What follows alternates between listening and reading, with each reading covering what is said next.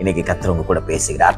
1 Samuel புத்தகம் 18ஆம் அதிகாரம் 30வது வசனத்திலே கடைசி பகுதி இப்படியாக சொல்லுகிறது, தாவீது சவுலுடைய ஊழியக்காரர்களுக்கு எல்லாரை பார்க்கிலும் புத்திமானாய் நடந்து கொண்டான், அவன் பேர் மிகவும் கனம் பெற்றது.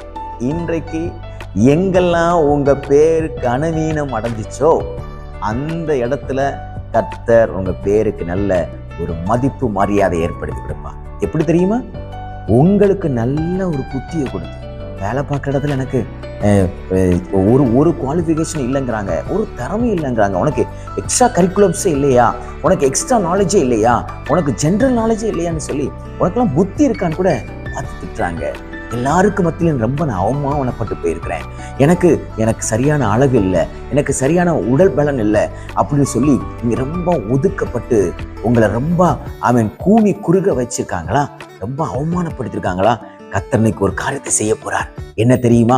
எப்படி தாவீதுடைய ஊழியக்காரர்கள் எல்லாரையும் பார்க்கலும் இந்த தாவீதுக்கு கர்த்தர் ஒரு விசேஷமான ஞானத்தை கொடுத்திருந்தாரோ, விசேஷமான புத்தியை கொடுத்திருந்தாரோ, அதே புத்தியை உங்களுக்கு கொடுத்து புத்திமானாய் நடக்க வைப்பார். எனக்கு அன்பான தேவனுடைய பிள்ளைகளை, மற்றவர்கள் பார்க்கும் பொழுது என்ன இவன் ரொம்ப டிஃப்ரெண்டா யோசிக்கிறான், எப்படி வந்துச்சு இவனுக்கு இந்த ஞானம், எப்படி வந்துச்சு இவனுக்கு இந்த தைரியம், எப்படி வந்துச்சு இந்த ஐடியா, இவனுக்கு எப்படி வந்துச்சு அப்படின்னு சொல்லத்தக்கதாக கர்த்தர் ஒரு ஆச்சரியமான காரியத்தை இந்த நாளில உங்களுக்கு செய்வாராக. ஆமென். ஒரு காரியத்தை கூட உன்னால திறமையா செய்ய முடியல அப்படின்னு சொல்லி எங்கெல்லாம் தலை குனிஞ்சீங்களோ, உங்க பிள்ளைங்க எங்கெல்லாம் தலை குனிஞ்சாங்களோ, ஒருவேளை நீங்க வேலை பார்க்குற இடத்துல தலை குனிஞ்சீங்களா, நீங்க ஒருவேளை உங்க குடும்பத்துக்கு மத்தியில நீங்க தலை குனிஞ்சீங்களா, உங்க உறவினர்களுக்கு மத்தியில நீங்க தலை குனிஞ்சு போய் புத்தியற்றவன் சொல்லி நீலாம் வாழ்க்கையில முன்னேறதுக்கு கடுகளவு கூட பாக்கியமே கிடையாது, கடுகளவு கூட வாய்ப்பே கிடையாதுன்னு உங்களை பார்த்து சொன்னாங்கல்ல, அந்த இடத்துல கர்த்தர் உங்களை புத்திமானாய் நடக்க வைத்து அவர்களுக்கு முன்பாக உங்க பேரை மிகவும் கனப்படுத்துவார். எனக்கு அன்பான தேவனுடைய பிள்ளைகளே, விசுவாசிக்கிறீங்களா?